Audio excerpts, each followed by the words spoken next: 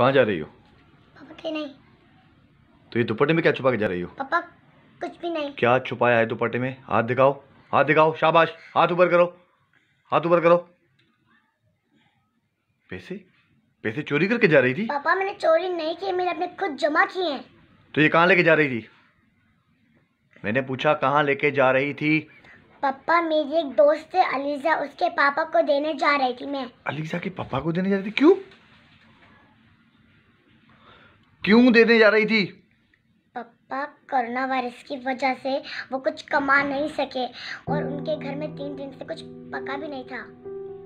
तुम्हें पता है वो मेरा दुश्मन है, लड़ा था मुझसे। पापा भी लड़ने का वक्त नहीं है। अगर आज हम उनकी मदद करेंगे तो कल हमारी मुश्किल में कोई मदद करेगा।